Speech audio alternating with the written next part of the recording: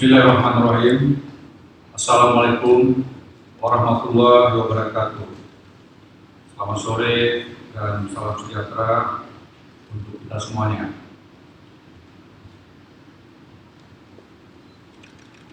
Sebagai Ketua Gugus Tugas Penanganan COVID-19 dan juga sebagai Kepala BNPB akan menyampaikan beberapa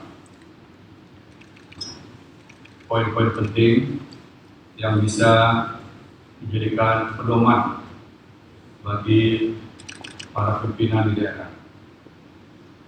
Menindaklanjuti pernyataan Bapak Presiden Republik Indonesia yang disampaikan pada hari Minggu 15 Maret 2020 di Istana Bogor dan hari ini Senin 16 Maret 2020 tentang hal-hal yang harus diperhatikan dalam penanganan COVID-19. Maka bersama ini disampaikan beberapa hal. 1. Semua kebijakan daerah yang terkait dengan COVID-19 harus dikonsultasikan terlebih dahulu kepada pemerintah pusat melalui Gugus Tugas Percepatan Penanganan COVID-19. 2. Dalam menetapkan protokol yang berkaitan dengan penanganan harus mencakup 4 aspek, yaitu pencegahan, respon, pemulihan, dan tersedianya tim pakar. 3. Melakukan konsultasi tentang rencana kebijakan yang akan dibuat kepada Ketua Gugus Tugas Percepatan Penanganan COVID-19. 4. Dalam rangka penanganan COVID-19, pemerintah daerah bisa mengambil langkah-langkah kebijakan melalui social distancing, sebagaimana yang telah disampaikan oleh Bapak Presiden pada berbagai kesempatan, dengan berpedoman pada protokol yang berkaitan dengan kegiatan belajar mengajar di institusi pendidikan, kegiatan ibadah, kegiatan berkumpul di tempat publik, pembatasan acara keramaian, proses kegiatan kerja aparatur sipil negara, aktivitas frontliners atau pekerja garis depan, dan pemenuhan kebutuhan dasar untuk masyarakat. Hal ini ditempuh dengan tetap memperhatikan situasi dan kondisi wilayah setempat. 5. Penguatan fasilitas kesehatan dengan melibatkan rumah sakit pemerintah dan daerah, puskesmas, dan rumah sakit swasta, serta penguatan sistem laboratorium di daerah masing-masing. 6. Dalam penanganan COVID-19, pemerintah daerah harus melakukan kolaborasi pentahelix berbasis komunitas, yaitu pemerintah, akademisi atau pakar sesuai dengan bidang keahlian, dunia usaha, komunitas dan masyarakat, serta media.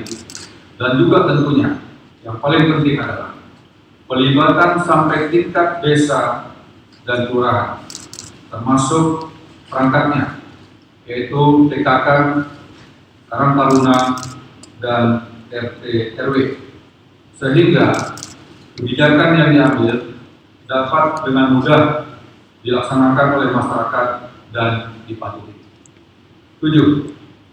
Pemerintah daerah sebelum membuat keputusan diharapkan membentuk gugus tugas daerah terlebih dahulu dan bersifat segera. 8.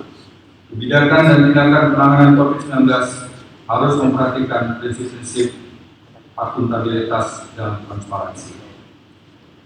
9. Pemerintah daerah wajib memperhatikan keselamatan masyarakat, kepentingan antar daerah, dan juga kepentingan nasional. Demikian yang dapat kami sampaikan. Selanjutnya, kesamaan kehadiran Bapak Mendagri di gugus tugas percepatan, yaitu di BNPB. Bapak Mendagri juga akan memberikan sejumlah arahan kepada para pejabat negara. Silakan. Terima kasih. Assalamualaikum warahmatullahi wabarakatuh. Selamat sore, salam sejahtera untuk kita semua. Bapak dan Ibu sekalian, serta saudara-saudara sekalian yang saya hormati, berkaitan dengan kebijakan dalam penanggulangan COVID-19, maka yang berkaitan dengan pemerintahan daerah, pertama, saya selaku Mendagri bersama dengan Menteri Keuangan Ibu Sri Mulyani pada hari Minggu yang lalu sudah mengeluarkan 2 peraturan yang berkaitan dengan revisi APBD, yaitu Peraturan Menteri Keuangan atau PMK nomor 6 tahun 2020 dan Peraturan Mendagri nomor 20 tahun 2020. Yang intinya adalah daerah dapat melaksanakan revisi realokasi APBD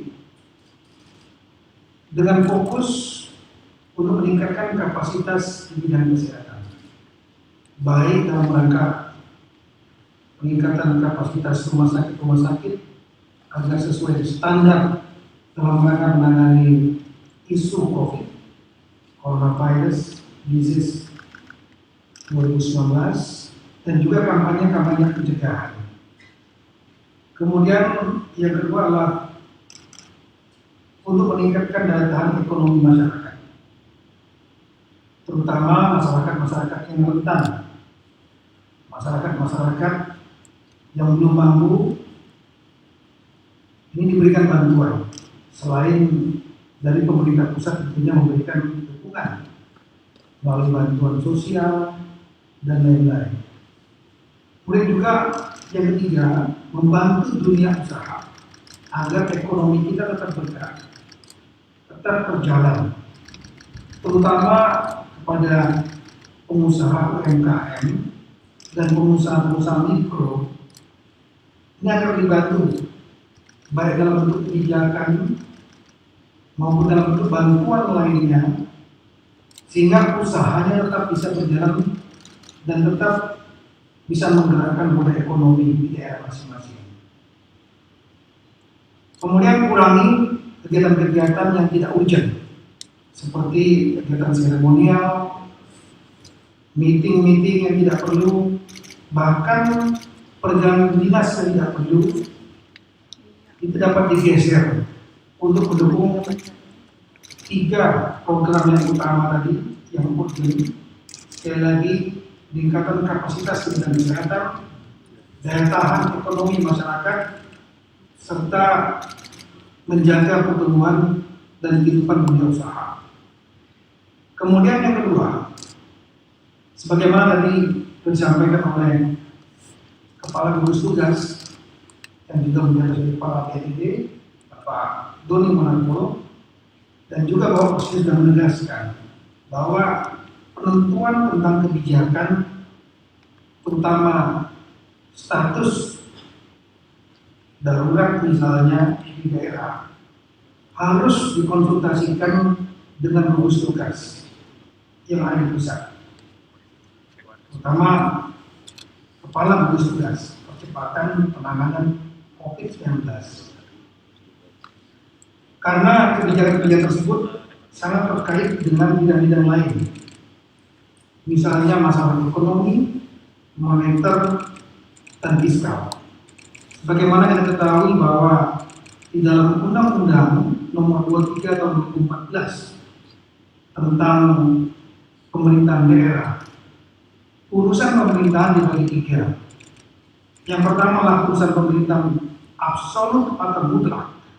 Itu adalah menjadi tanggung jawab pemerintah pusat, meliputi bidang pertahanan, keamanan, agama, justisi, politik luar negeri, dan moneter serta fiskal. Jadi ada 6 bidang. Kebijakan-kebijakan yang dilaksanakan oleh pemerintah daerah seyogianya jika ini akan terkait dengan 6 bidang ini harus dikonsultasikan dengan pemerintah pusat, lebih sedikit adalah kepala gugus tugas percepatan penanganan. Kemudian kita mengetahui juga bahwa ada urusan pemerintahan yang konkuren, yaitu urusan pemerintahan yang didelegasikan kepada pemerintah daerah. Ada 2 macam, yaitu yang wajib dan yang pilihan. Yang wajib seperti masalah pendidikan, kesehatan, dan standar pelayanan minimal lainnya. Dan pilihan sesuai dengan karakteristik wilayah. Ini adalah kewenangan daerah yang didesentralisasikan. Kemudian yang ketiga adalah urusan pemerintahan umum. Ini yang menyangkut terutama masalah wawasan kebangsaan, persatuan kesatuan bangsa, masalah toleransi. Ini menjadi urusan yang desentralisasi juga, namun dikoordinir oleh pusat. Oleh karena itu, sekali lagi, penentuan kebijakan status wilayah, misalnya darurat atau tidak, itu akan bersentuhan dengan urusan pemerintahan-pemerintahan lainnya, termasuk yang absolut, terutama masalah moneter dan fiskal. Itulah pentingnya untuk berkonsultasi dan diputuskan di tingkat nasional. Kemudian yang lain adalah kebijakan untuk kunjungan ke luar negeri bagi pejabat daerah. Saya sudah mengeluarkan surat edaran untuk kegiatan-kegiatan kunjungan ke luar negeri sedapat mungkin untuk ditunda karena kasus coronavirus disease 2019 ini sudah menjadi pandemi, artinya sudah mengglobal. Lebih dari 120 negara sudah terpapar. Kita tidak ingin pejabat-pejabat kita, termasuk pejabat-pejabat daerah, baik eksekutif maupun di legislatif, DPRD, ini terkena atau terpapar di luar negeri, atau mungkin terkena kebijakan yang seketika ditetapkan di negara yang bersangkutan, misalnya pembatasan keluar atau masuk.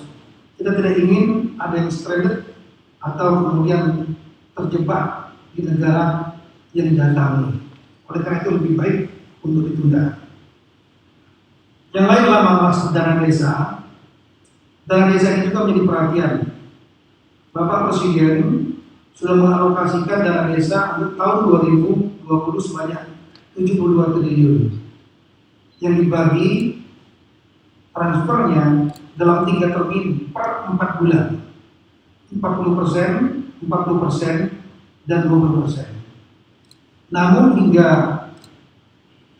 awal Maret kita mendapatkan data baru 40% dari 40% termin pertama yang diterima atau ditransfer oleh Kementerian Keuangan ke desa-desa. Artinya masih ada 60% dari 40% tahap pertama ini belum tertransfer. Persoalannya adalah karena perangkat desa atau pemerintah desa belum menyelesaikan syarat-syarat untuk dilaksanakan transfer oleh Kementerian Keuangan. Di antaranya belum adanya APBDes, anggaran pendapatan belanja desa.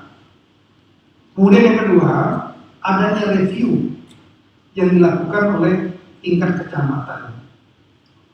Untuk itu, saya sudah berkoordinasi dengan Menteri Keuangan dan juga dengan Bapak Presiden agar secepat mungkin perangkat desa mengajukan dan menyelesaikan semua syarat-syarat tersebut dan pemerintahan di tingkat kecamatan maupun kabupaten segera untuk membantu, jangan dipersulit, membantu agar persyaratan-persyaratan tersebut termasuk APBDes dan proposalnya segera diajukan ke Kementerian Keuangan untuk secepat mungkin ditransfer. Sehingga ketika sudah ditransfer ke desa, desa segera melakukan program padat karya. Dengan program padat karya ini kita harap akan timbul daya tahan ekonomi desa yang memberikan kontribusi untuk daya tahan ekonomi nasional menghadapi tekanan ekonomi yang sedang dihadapi oleh dunia saat ini. Kemudian yang terakhir, sudah ada kebijakan dari Kemenpan dan juga Bapak Presiden sudah menyampaikan, yaitu aparatur sipil negara dapat melaksanakan kegiatan bekerja dari rumah. Kebijakan ini juga berlaku untuk aparatur sipil negara di tingkat daerah untuk bekerja dari rumah. Namun seperti apa pelaksanaannya tiap-tiap daerah ini diserahkan pada kreativitas dan inovasi dari tiap-tiap kepala daerah. Ini tidak berarti bahwa kegiatan ini berarti libur, tidak. Bekerja tapi menggunakan sarana komunikasi tertentu dalam rangka mendukung kebijakan social distancing atau menjaga jarak supaya tidak terjadi kontak fisik yang menjadi salah satu penyebab penularan.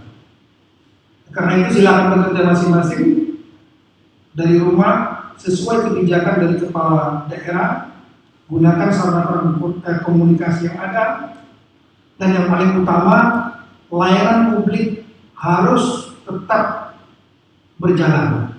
Baik layanan publik sehari-hari, misalnya masalah dukcapil, masalah dokumen-dokumen kependudukan, maupun bidang-bidang yang lain, dan juga yang paling penting juga daerah masing-masing meskipun bekerja di rumah tetap menyiapkan logistik yang cukup untuk warga di daerah masing-masing. Sekian, terima kasih. Assalamualaikum warahmatullahi wabarakatuh.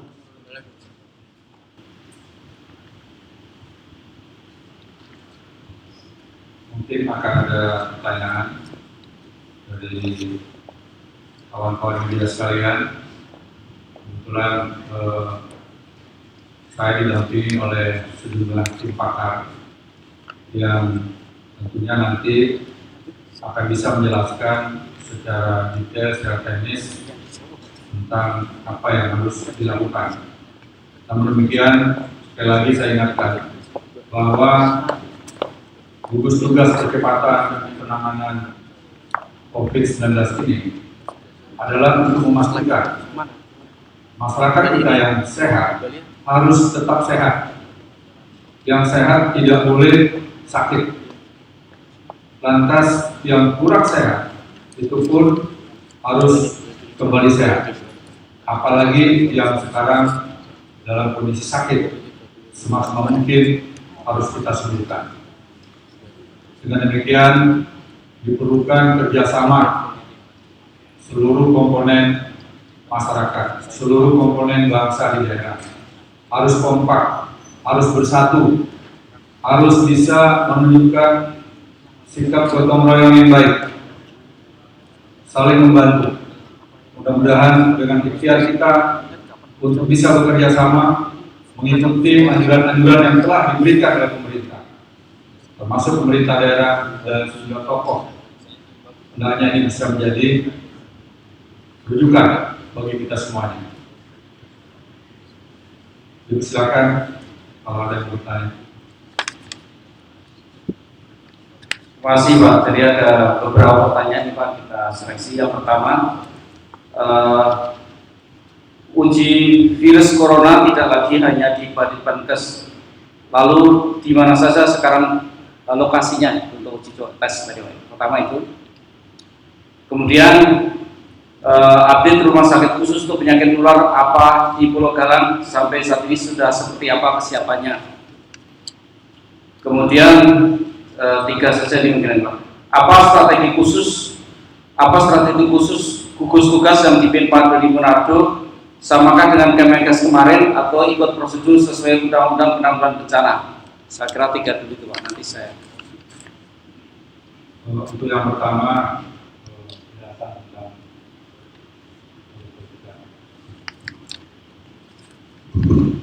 Terima kasih. Sesuai dengan arahan Presiden beberapa hari yang lalu, pemeriksaan PCR untuk SARS-CoV-2 ini sudah dapat dilakukan di luar Litbangkes, yaitu pada Litbangkes, kemudian UNER, FKUI, dan lembaga Ekman. Di dalam lingkungan Kementerian Kesehatan sendiri akan diberdayakan BTKL dan BBTKL yang ada dalam lingkungan Kementerian Kesehatan agar bisa mencapai di daerah-daerah. Terima kasih. Untuk pertanyaan kedua terkait dengan perkembangan pembangunan rumah sakit di Pulau Galang masih berlanjut ditangani oleh Kementerian PUPR. Kemudian yang ketiga, bagaimana strateginya?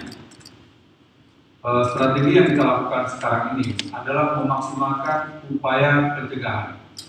Jadi dalam pola penanganan kami bagi 4. Yang pertama adalah pencegahan, yang kedua adalah respon, yang ketiga rehabilitasi, dan yang keempat adalah manajemen di bidang kebencanaan, yaitu yang berhubungan dengan virus ini. Nah, untuk pencegahan sendiri, ini dibagi 3 bagian. Yang pertama adalah upaya untuk melakukan edukasi. Kenapa ini penting?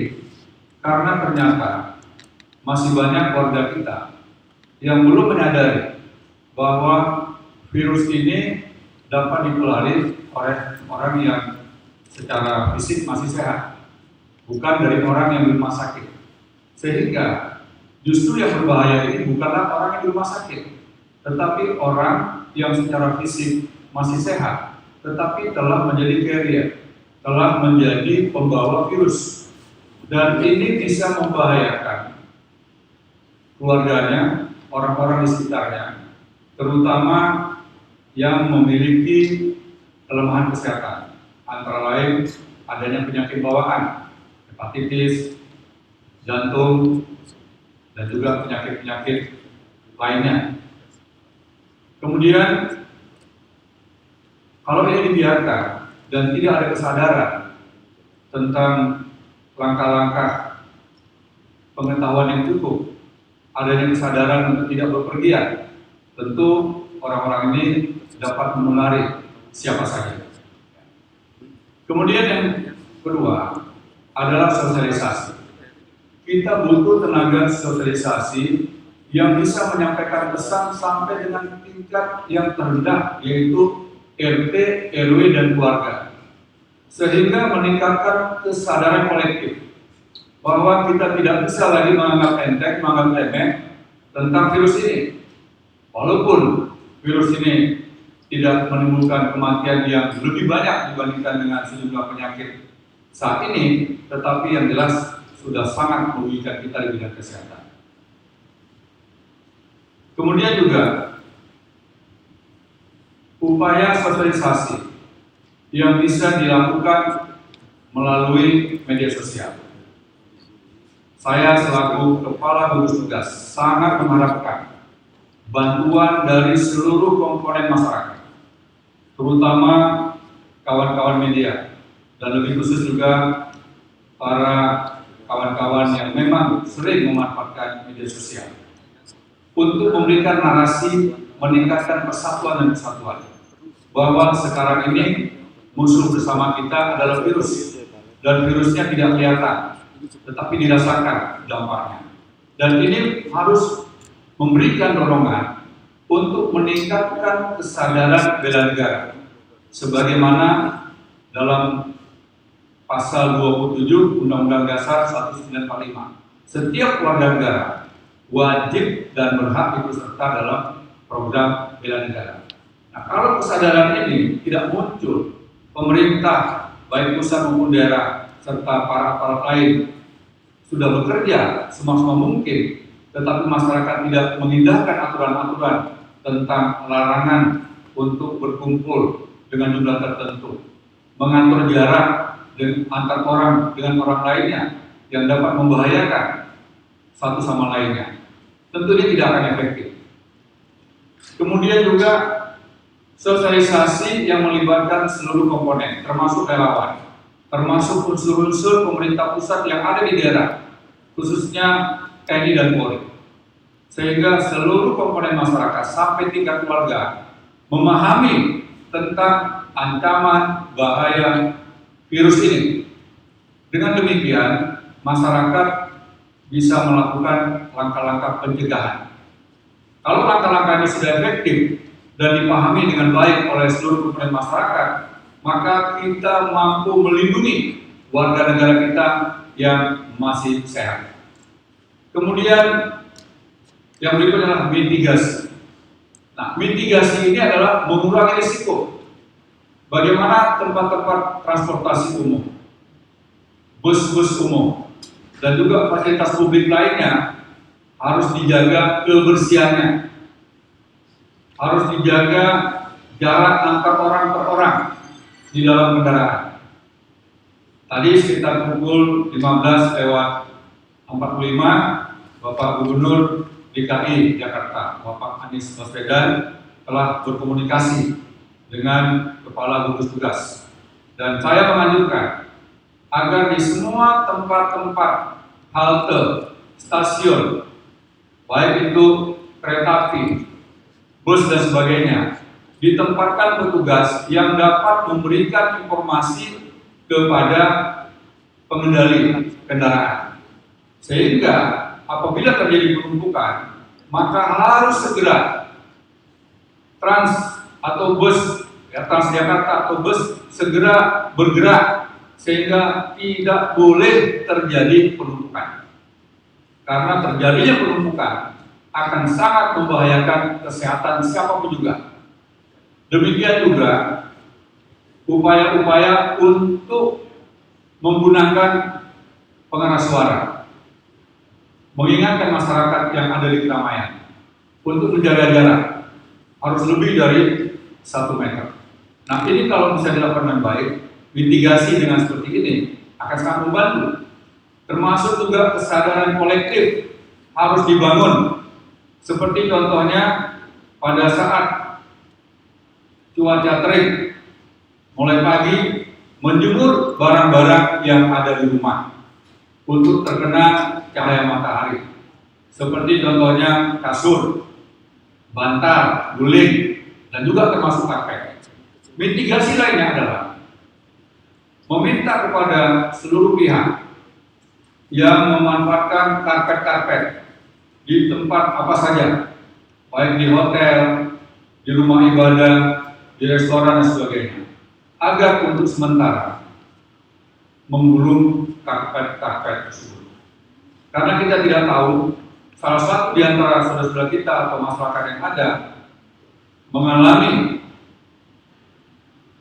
atau telah terpapar virus ini, kemudian bersin, kemudian batuk, lantas percikannya berada di karpet itu, maka ini akan menjadi hal yang mempercepat penularan.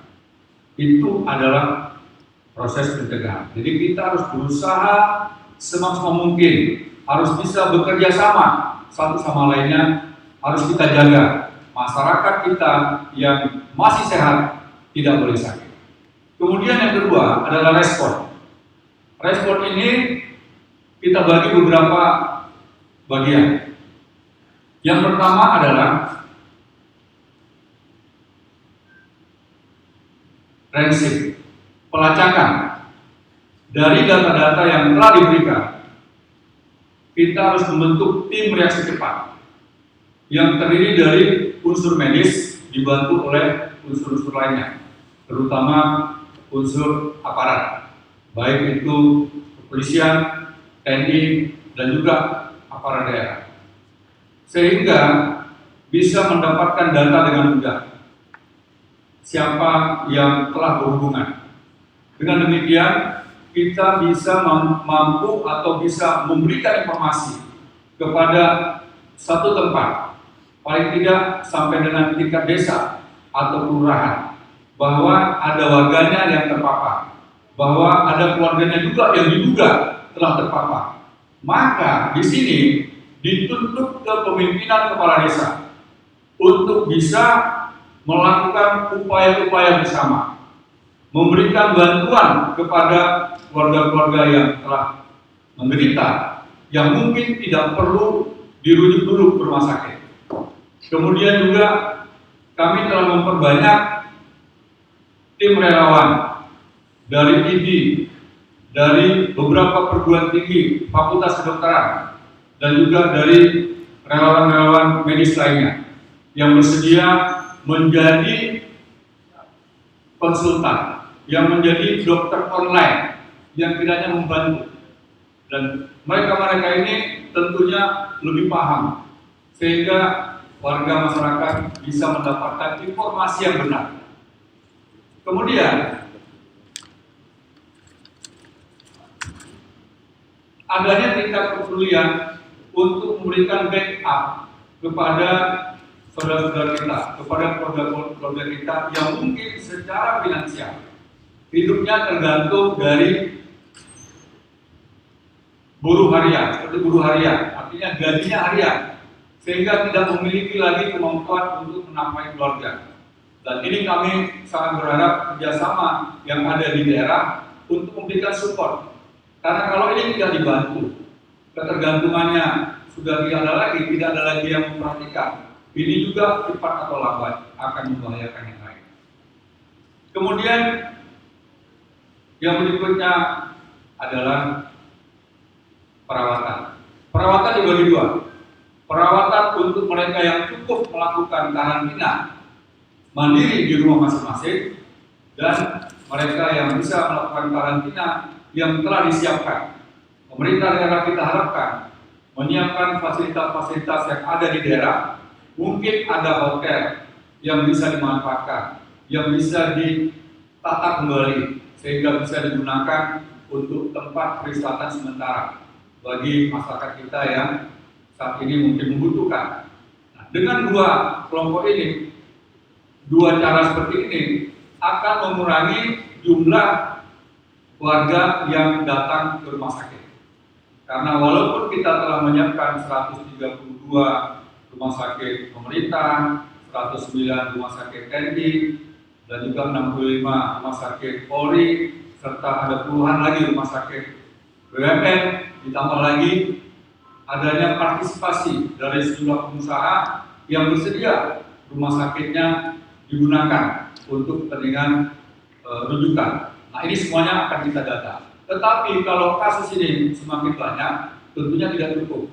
Sehingga dibutuhkan sebuah kesadaran. Siapa yang perlu cukup merawat diri di rumah? Siapa yang perlu dibawa ke rumah sakit?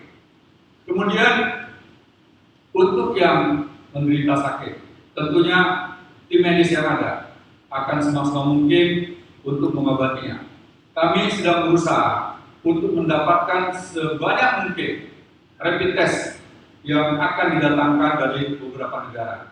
Tadi pagi saya telah mengikuti rapat di kantor Menteri Luar Negeri dengan salah satu duta besar negara sahabat kita yang telah memberikan dukungan, dan kita juga tentunya tidak menolak apabila ada bantuan-bantuan yang memang kita perlukan. Demikian juga kebutuhan reagen, kebutuhan sebagaimana yang telah diberitakan oleh Presiden, memperbanyak laboratorium. Mudah-mudahan ini bisa terlaksana dengan baik. Kemudian yang berikutnya adalah rehabilitasi. Mungkin rehabilitasi saya tidak bisa kupas secara detail, dan yang paling penting lagi yang terakhir adalah masalah tim pakar. Kami sangat berharap bahwa tim pakar yang ada di daerah bisa dibentuk sesegera mungkin, bisa memberikan masukan kepada para kepala daerah, sehingga langkah-langkah yang dilakukan betul-betul terintegrasi. Kebijakan yang dikeluarkan jangan sampai menimbulkan persoalan baru yang dapat menimbulkan juga masalah sosial lainnya, termasuk masalah-masalah yang berhubungan dengan kepentingan masyarakat. Sekali lagi, marilah kita bekerja sama, kita saling bahu-membahu, mengerahkan semua kekuatan kita, bahwa hari ini musuh bersama kita adalah virus COVID-19. Mari bergandengan tangan, kita jaga saudara kita yang masih sehat, harus tetap sehat, dan yang sakit harus kita sembuhkan. Demikian, wabillahi taufiq. Wassalamualaikum warahmatullahi wabarakatuh.